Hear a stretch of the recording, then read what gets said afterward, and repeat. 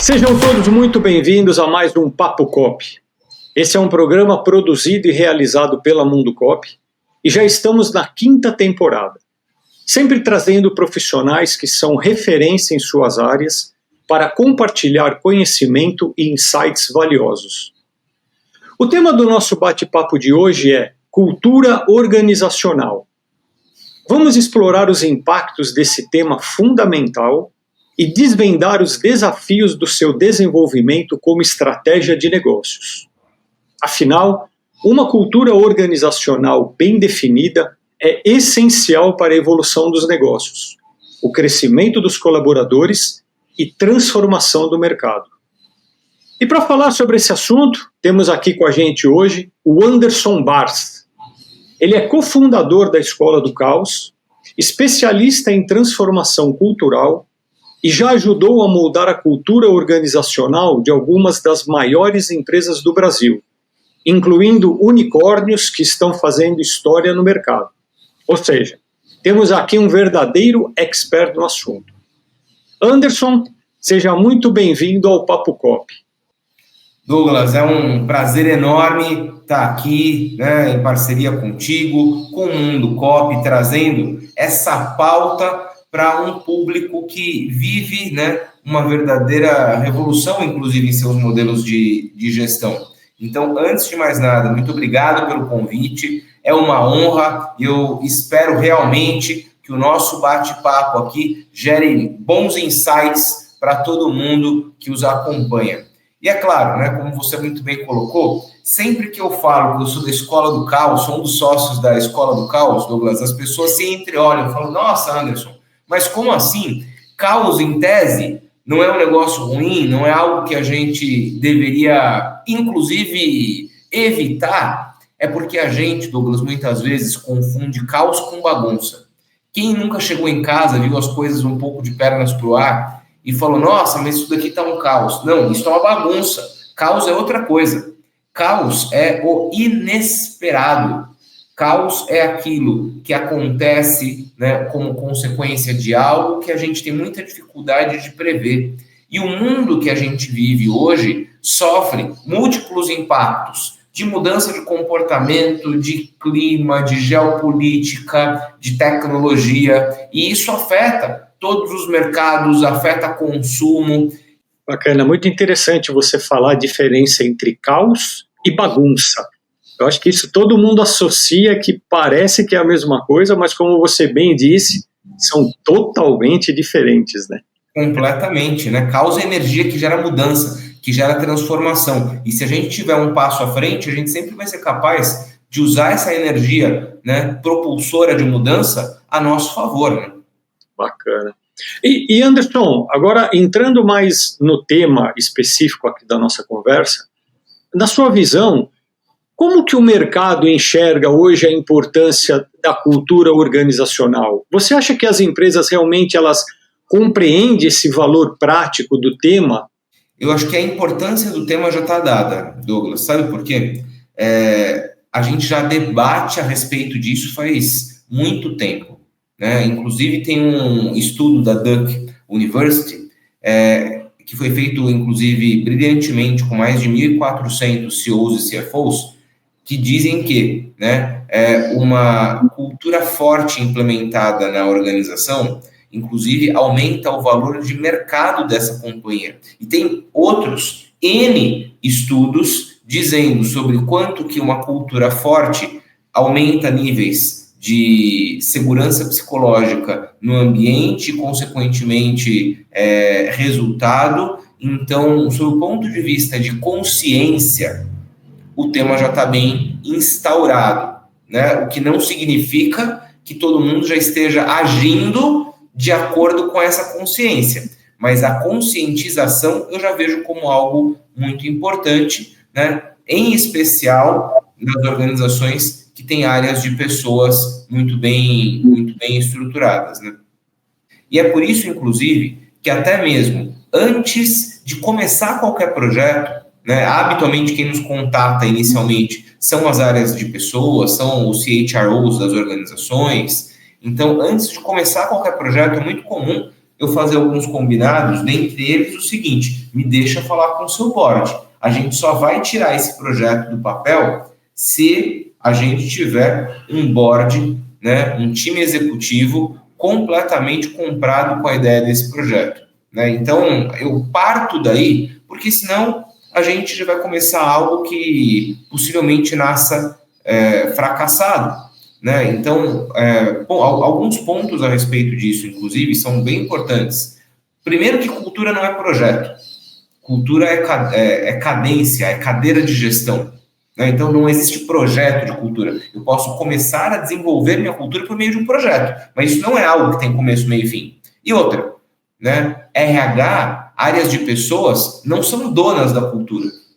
Quem é que tem a pauta da cultura? Os líderes da companhia, em especial os líderes executivos da companhia, que estão o tempo inteiro dando exemplos para o restante da companhia por meio da sua comunicação e por meio das suas atitudes. Então, sempre que a gente vai começar esse trabalho, eu faço esse alinhamento muito claro, né, com os times executivos para eles entenderem o tamanho da responsabilidade deles, né, no sucesso desse processo cultural evolutivo. Agora, no começo aqui da nossa conversa, você falou que você você conversa com algumas cooperativas.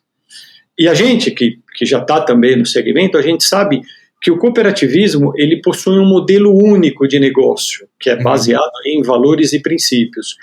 Você acha que dentro das cooperativas o desafio também é grande ou acaba se tornando mais fácil essa cultura organizacional dentro do sistema? Eu tenho tido boas conversas com muitas cooperativas a respeito disso, e acredito, Douglas, que isso está muito relacionado com o amadurecimento do processo de gestão das cooperativas. Existe algo do processo de formação cultural que é o seguinte: habitualmente a cultura da organização parte dos fundadores.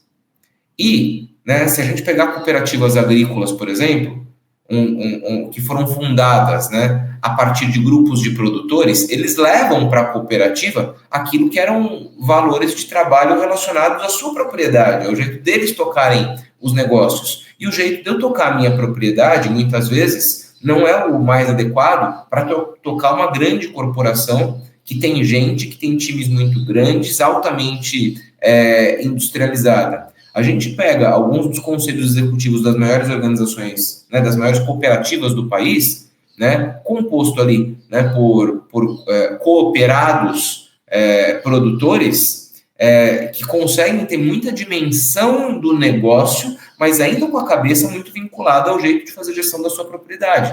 Então, coincidir essas duas coisas e falar, veja, para essa cooperativa crescer e avançar, a gente precisa de uma cultura forte em que a gente faça com que transparência no processo de comunicação seja algo importante.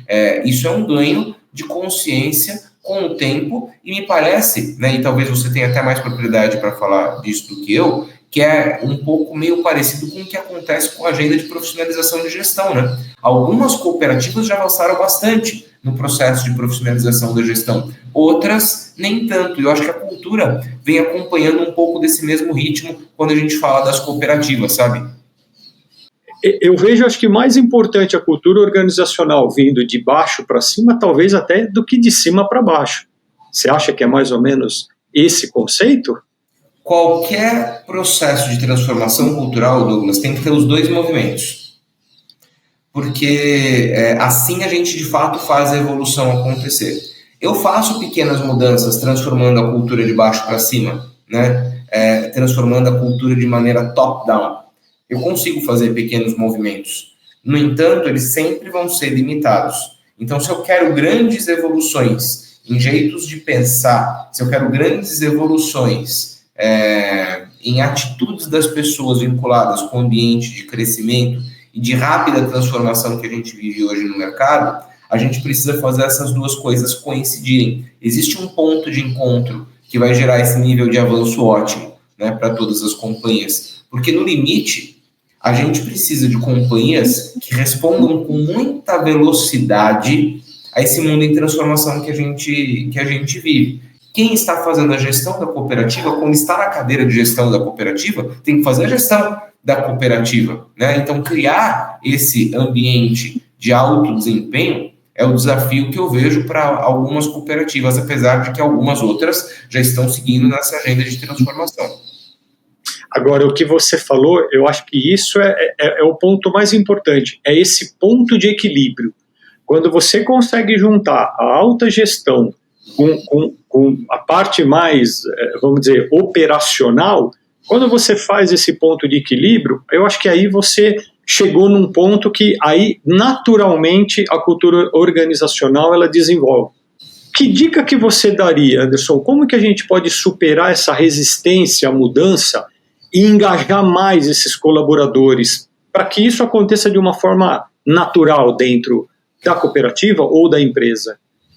Ninguém é resistente à mudança. A gente costuma ouvir isso, né? As pessoas só resistem às mudanças que elas não veem valor. Então, ninguém é completamente reativo. Não quero mudar porque eu sou contra o sistema. Não é assim que funciona. As pessoas só não querem mudar quando elas olham para a mudança e não percebem que aquilo vai, né, gerar valor para elas, sendo que qualquer processo de mudança tem os seus desafios, tem os seus percalços, e todo mundo mentalmente faz essa conta. Mudar me traz esses percalços, me traz essa recompensa. Essa recompensa, ela supre os percalços que eu vou sofrer? Sim ou não? Então, ninguém é resistente às mudanças. E muitas vezes o que acontece dentro das organizações é que a gente não consegue evidenciar o ganho que as pessoas vão ter com esse processo de transformação. A gente vai lá e fala a respeito de mudança cultural, porque a nossa organização vai gerar mais resultado. Tá, como é que isso se conecta com a vida da pessoa? Então, falta um pouco ainda, isso nas organizações no geral, não estou nem falando só das cooperativas, as organizações, as empresas, conseguirem fazer com que as pessoas vislumbrem os ganhos pessoais que elas terão encarando esse processo de transformação. Resumindo, você está dizendo que uma cultura organizacional, para ter uma mudança, necessariamente ela tem que vislumbrar um ganho. Se isso não acontecer, é muito difícil da pessoa encarar essa mudança? Nenhuma mudança acontece sem que existam ganhos. Quando a gente pensa na mudança de uma organização, a gente, por vezes, está pensando somente nos ganhos que aquela organização vai ter. Só que para uma organização mudar, as pessoas também precisam mudar. E as pessoas somente vão mudar se entenderem que essa mudança as beneficia, de alguma forma. Ou, se elas não mudarem, o prejuízo vai ser muito grande para elas. Então, assim, a gente tem que trabalhar com essas forças, né? O que as pessoas ganham ou o que as pessoas perdem se elas não mudarem. E convidar essas pessoas à mudança para que elas façam as contas mentais do quanto vale o esforço do processo de transformação. Você acha que a partir do momento que essa cultura organizacional chegou nesse ponto de equilíbrio que a gente falou aqui, chegou nesse ponto de equilíbrio, como que a gente faz para manter essa cultura organizacional? Você acha que aí também é um outro processo ou aí se torna mais fácil desse processo continuar? Acho que o primeiro ponto a ser debatido com base na sua fala, Douglas, é que a gente nunca vai chegar no estado de perfeição, porque a gente vai dar saltos evolutivos, só que o mercado se transforma. Aquilo que eu tenho de comportamento hoje, que eu já veio de um processo evolutivo, talvez não seja condizente com a velocidade que o mercado se transforma. Então, talvez eu nunca chegue no estado da perfeição. E é por isso que eu digo que cultura não é projeto e cultura é processo de gestão permanente. E a partir disso, como é que a gente faz a gestão cultural de uma organização? Em especial, por meio dos símbolos da cultura que eu estou o tempo inteiro comunicando, por meio dos rituais de gestão que eu tenho naquela organização, por meio dos valores que eu estou compartilhando, isso é óbvio. No entanto, eu preciso de ferramenta para fazer a gestão cultural. Tal qual qualquer outro indicador de negócio.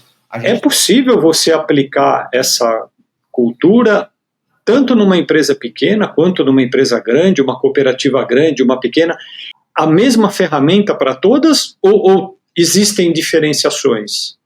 Existe diferença de complexidade, Douglas. Por quê? Se eu estou numa organização pequena, inclusive existe um número mágico, tem um psicólogo, antropólogo e evolucionista britânico, né, que é o Dunbar, me fugiu o primeiro nome dele agora, Roger Dunbar, se eu não estou enganado, que diz que nós somos capazes de manter interações sociais com até 150 pessoas. 150 pessoas. Num convívio com 150 pessoas, a gente sabe quem é quem. A gente conhece as pessoas pelo nome. A gente consegue prever comportamento, né? A gente consegue manter fluidez de comunicação. E quanto maior a organização, maior a complexidade. Então, o processo, ele é parecido, né? Qual é a cultura existente naquele meio populacional? Qual é o desafio de mercado? E como nós deveríamos estar nos comportando para que essa organização tivesse sucesso nesse momento de desafio de mercado? Então, o processo ele é parecido, só que as táticas de implementação são muito diferentes em contingentes populacionais pequenos e contingentes populacionais grandes, bem como os resultados. Eu vejo o resultado muito mais rapidamente num contingente populacional pequeno em comparação a um contingente populacional enorme. Você quer fazer uma palavra final, passar uma mensagem aqui para a gente fazer um encerramento, Anderson? Falando especificamente com esse público, né, das cooperativas, acho que é fundamental a gente entender que ninguém está isento da necessidade de estar dentro de um processo de transformação. Então, se você vive essa realidade, se você vive esse ambiente, é fundamental provocar o ambiente para mudança de comportamento. Não é porque eu vivo num ambiente de uma cooperativa que essa cooperativa tem que estar simplesmente tranquila com eventuais comportamentos disfuncionais que a gente veja ali. Ah, não, eu trabalho numa cooperativa, é relacional mesmo, o ritmo é mais devagar mesmo. Não necessariamente. Tem muita gente que está fazendo, né, aposta em grandes processos de transformação e está colhendo resultados altíssimos, né? Então, esse é o ponto número 1. E o ponto número 2 sejamos o exemplo que a gente quer do mundo. Às vezes a gente reclama do ambiente que está ao nosso redor, né? E reclamação é a indignação sem ação. Então, que a gente seja capaz de ser o exemplo, porque cultura é exemplo. Então, se eu trabalho num ambiente em que eu vejo comportamentos disfuncionais acontecerem, como é que eu me policio e me monitoro para garantir que o meu comportamento é diferente daquilo que é o que eu percebo acontecendo no ambiente, para que eu dê um exemplo diferente das pessoas, né? Só reclamar não vale. E essa ação está na mão de todo mundo. Perfeito, Anderson. Eu acho que cultura organizacional tem tudo a ver com o sucesso ou fracasso da empresa. Eu acho que é uma escolha muito interessante da empresa fazer. Anderson, obrigado pela tua disponibilidade, obrigado pelas informações, um conteúdo excelente aqui. E vamos encerrando aqui mais um Papo Cop. Quero agradecer muito ao Anderson Bars pelo excelente conteúdo. Quero agradecer a nossa audiência. Anderson, antes da gente fechar, como que as pessoas conseguem te encontrar? Você quer deixar algum contato? Como que a pessoa te encontra? Fala pra gente. Bom, vamos lá. Meus contatos pessoais. Podem me encontrar facilmente no LinkedIn, Anderson Bars. Colocou lá, você já achou. No Instagram também, né? @Bars, B de bola, ARS, Anderson. Manda lá suas mensagens, suas perguntas, suas dúvidas, que eu vou estar sempre disponível para a gente bater esse papo. E fica o convite para você também seguir as mídias da Escola do Caos, que é bem fácil de você achar. Em qualquer um dos seus canais aí de mídias sociais preferidos, você colocou lá Escola do Caos, você vai nos encontrar. E, obviamente, já vou convidar todo o público que está por aqui para seguir também o podcast Caos Corporativo, que é o podcast da Escola do Caos, que está nas principais mídias, né, Spotify, YouTube e tantas outras, para o qual a gente leva um montão de conversas que vão na linha do que a gente teve, né, a oportunidade de debater aqui. Maravilha. Obrigado, Anderson. E se você quiser ver ou rever nossos programas, acesse também o canal da Mundo Cop no YouTube, lá todos os episódios disponíveis. Gente, obrigado pela presença de todos e até o próximo Papo Cop. Obrigado. Obrigado. Obrigado, Anderson. Tchau, tchau. Tchau, gente. Obrigado.